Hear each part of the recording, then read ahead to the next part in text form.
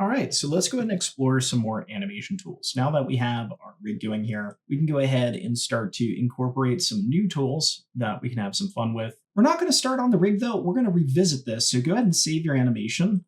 If you haven't already saved it as rig test, go ahead and do so. It's always good to do a rig test to make sure it's functioning correctly. We can use this ball for all sorts of other things.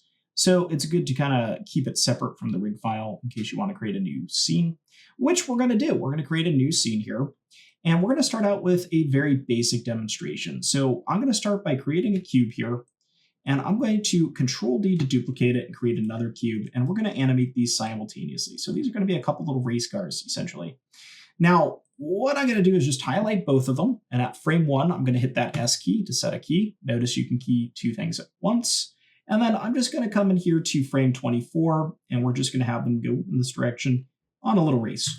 I'm going to set my time to be probably around 30. That way we can see these end, and I can hit play, and we can see those cubes are off to the races. Okay, so wouldn't it be nice if we could see the keyframes of our objects a little bit more up close and understand what's going on a little bit better between them?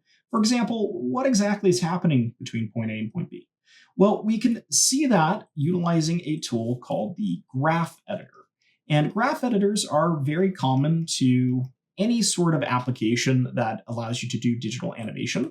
You can find it up here in the Windows menu inside of Maya, and we can come under the animation editor and graph editors. You'll see there's a lot of animation editors under here. We'll explore these as we go, but the graph editor by far is going to be the most important.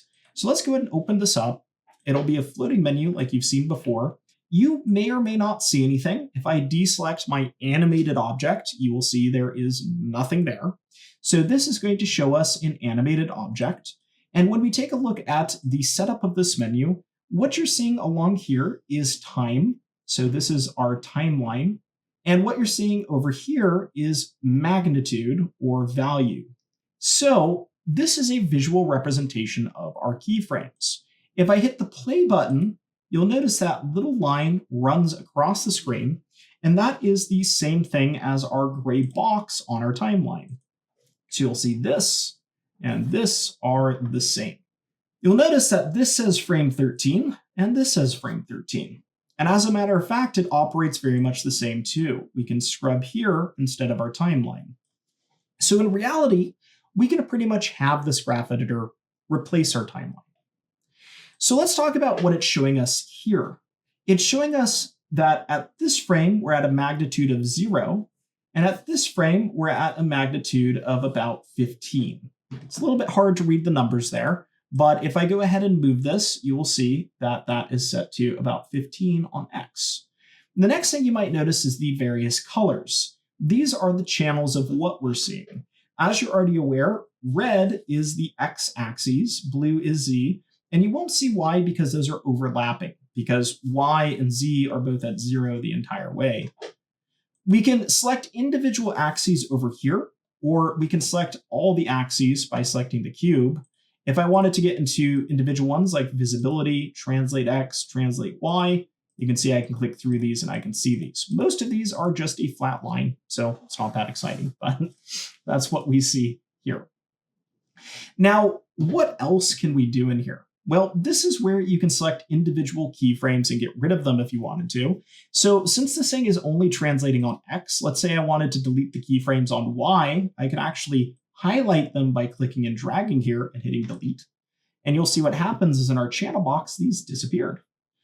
I could do multiple at a time by using the shift approach. So if I come from translate Z to scale Z, I can highlight these and hit delete.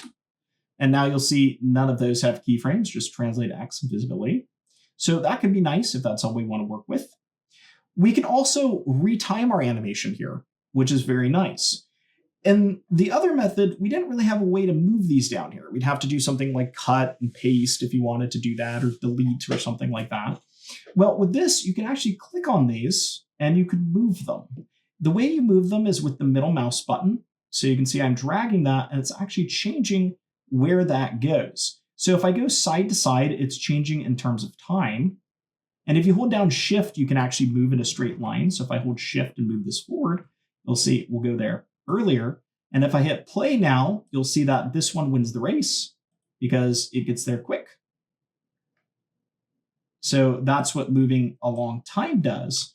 We can also move along magnitude. So let's say I wanted this guy to not go as far and I wanted him to go slower.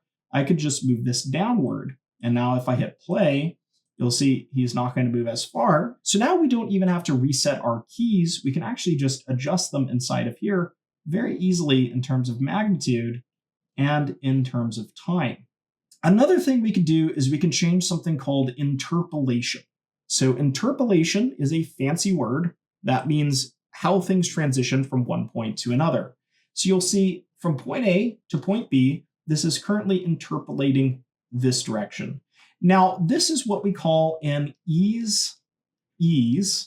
And what that means is as it starts the action, it goes a bit slow.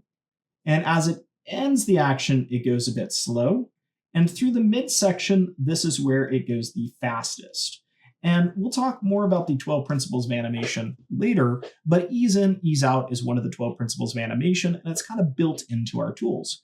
But we don't always necessarily want to do that, and we can use these Bezier handles here to actually alter this in various ways. So for example, let's say I wanted it to go really slow at the beginning and go very fast at the end. I would need to have a lot of values closer to 0. And you can see with the way this is curved between 0 and 3, we actually have a lot of values. So there's a lot of values here. But between something like 3 to 9, you can see there's not that big of a jump. There's not that many values because for the amount of distance it travels between being at the point of 3 and at the point of 9, that's the amount of time. But between 0 and 3, it's about the same amount of time. So it's going 3 units here, it's going 6 units here, right? So what we can do is we can make this more curved that way, and we could bias it towards 3. So what I could do is I could click the little handle here by clicking on the diamond, and I could crank it that way. So what we're going to see now is this one's going to be very, very slow, but then it's going to be like a rocket ship. Because now, between the values of 0 and 3, we have this really long haul, but between 3 and 9 up here, it's just going to go off like a rocket ship. So if I go ahead and hit play, you can see this compared to the other one, where it's going to just shoot across. Now, let's get these to be about the same location.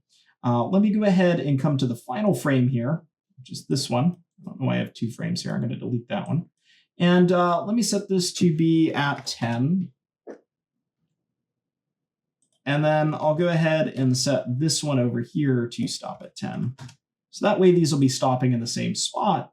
And you can see, even though they begin and end at the same location, they're going to have a very dramatically different path there that they take. Because one is going to be very slow at the beginning and then catch up. And then one is going to be gradual the entire way. So we can do all sorts of fun things with the animation curve there. We can even make it go past the point it's supposed to go. So this is a wild thing here. The 0 point represents positive and negative. So we can have this in the same amount of time. He could go run to the grocery store behind him and then still end up catching up to that one. So maybe he does a little wind up there. Okay, so that's some of the basic stuff we can do in the graph editor. We can retime, we can edit our curves. And you can see with these 2 objects here, we can change the interpolation. They're both starting and ending at the exact same frame, at the exact same time, but one of them is interpolating differently, which changes the pathway it takes. So let's go ahead and take a look at how we can apply this to our rig animation by giving a little bit more spring to our animation. I'm going to come in here to Windows Animation Editor, Graph Editor. I'm going to click my ball here, and we can look at the channels for this one to give it maybe a little bit more spring. We can select the Translate Y of our rig group to see this. And you'll see right now, we just have this nice bell curve that has an ease in, ease out. But with the stretch, it already kind of implies it's off the ground, right? So it doesn't really make sense that it's going that slow. So what might look nice is to come in here and alter the handle so that it angles up. But we run into another issue here where it's dipping under the ground, which maybe for a frame doesn't look that bad, but we don't really want that. So let's talk about how we can edit these handles a little bit more freely. and start exploring our menu above. I'm going to have to drag this out so we can see it. And looking at some of the various options we have along here. Now, there are a lot of tools along here. We're going to explore some of these as we go. We're just going to touch them on an as-need basis. What I want to point you to this time is this section here, which is going to be how these handles interact. In particular, these two right here. There's two handle types we have access to. You can see the default it's currently set to is this one, which is unified tangents. This works a bit like a teeter-totter. When one side goes up, the other side goes down, and that's what we're seeing here. And this is usually what you want to have, but we can actually break these, and we can use this one here, which is break tangents. So if you select your keyframe and click break tangents, you're going to see these go dotted, and now you can select these handles individually to edit them. So now if I hit play, you'll see that we get a little bit more sprawling to my ball here, and it's going to lift off a bit quicker, a little bit snappier. And you might be able to tell the difference there between how it starts and how it ends. It's really blasting off, but when it ends, it kind of gradually falls down, and that's not right. So what we could do is we could come in here and we could select the other one. We can break its handle and we can angle it up. And what we get now is this really nice sprawling. So when our ball bounces, it bounces very aggressively up and then comes down and has a better sense of gravity. But I don't quite like how high it's going. I would actually like it to go a bit higher, because with that stretch, it just feels like it should go higher. So we can do that inside of the graph editor as well. I can come into my translate Y here, and we can actually move this upwards by just clicking that, holding shift and middle mouse button dragging upward.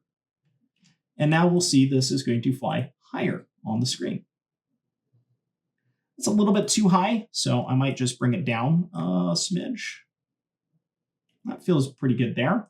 And we could continue to adjust the interpolation.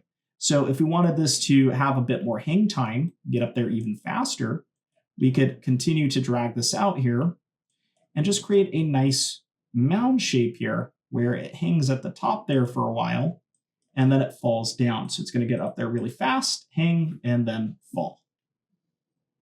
Very nice. So you can see how we have the power to really control our animations and add a lot of appeal to them through the use of this tool.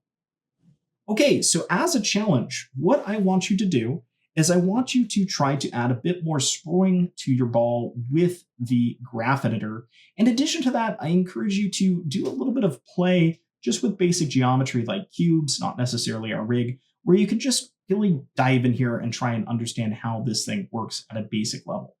There is a lot more to it. We're going to explore as this course advances, but for now, this will give us a base foundation to start making nice looking animations right away. So go ahead and give that a try, and we'll explore a bit more animation next.